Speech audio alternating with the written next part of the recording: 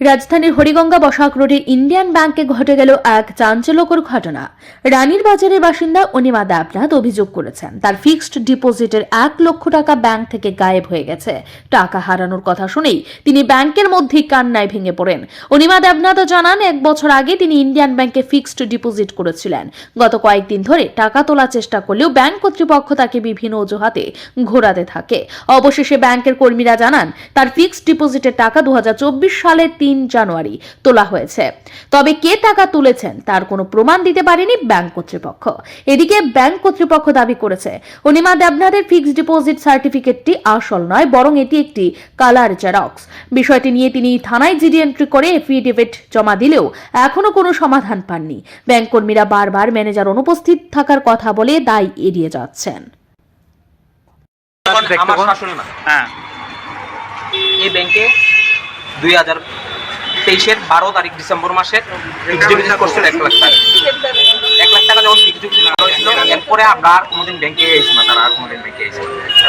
তারপর কিছুদিন আগে যখন কাগজটা দেখছে তারা যে ডিপোজিটটা উইথড্রল করানোর টাইম হয়েছে পরে, তখন তারা আইসে ব্যাংকে 20 তারিখ এই মাসে আসা হয়েছে পরে। এরপরে তারা কইতাছে, বারবার কইতাছে যে প্রথম কইছে কেওআইসি নাই, কেওআইসি আপডেটের লিগা দিছি, কেওআইসি আপডেট। এরপরে কইছে সার্ভার নষ্ট, আরেকদিন আউনের লিগা, আবার আরেকদিন আইসি পরে। এরপরে তারা যে কাগজটা তারা আপনার কাছে আছে, এই কাগজটা আমরা নাকি জেরক্স পেপার, এটা কালার জেরক্স।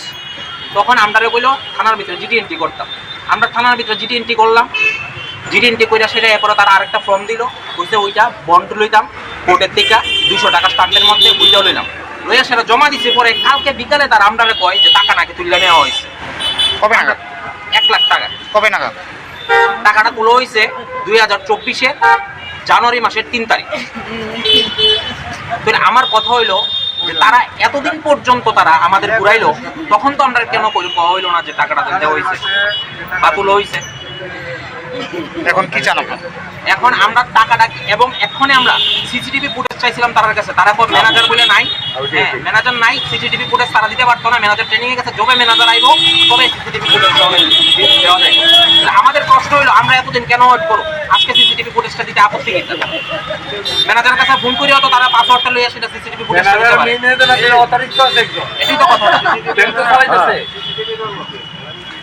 তাহলে কি মনে হয় এটা ব্যাংকটা পুরো প্রতারক করছে মানুষের সাথে? আমরা ব্যাংক ছাড়া তো এটা ব্যাংক করে তারা সিসিটিভি ফুটেজ দিতে কোন, তারা আজকে দিতে কোন, আমার 1 ঘন্টার মধ্যে আমার সিসিটিভি ফুটেজ দিতে কোন। তোর মানুষজন এইভাবে টাকা রাখে, তোমার এটা কি তাহলে বলতে গেলে কি এরকম? বলতে গেলে তো এখন তো ব্যাংক এখনো যদি জালিয়াতি করেছিল, আমরা কোথায় যাবো? সাধারণ মানুষ কোথায় টাকা রাখবো? কি নাম ওনার? অনিমা দেবনাথ। বাড়ি রানীর বাজার। বৃহস্পতিবার ব্যাংকের সামনে এই কথা জানান অনিমা দেবনাথের মেয়ের জামাতা। গোটা ঘটনায় ব্যাংকের কর্মীদের ভূমিকা নিয়ে প্রশ্ন উঠছে এবং আমানতকারীদের অর্থের নিরাপত্তা নিয়েও উদ্বেগ বাড়ছে। ব্যাংক কর্তৃপক্ষ এই বিষয়ে এখনো কোনো মন্তব্য করেননি। ব্যুরো রিপোর্ট, ঋদ্ধি নেটওয়ার্ক।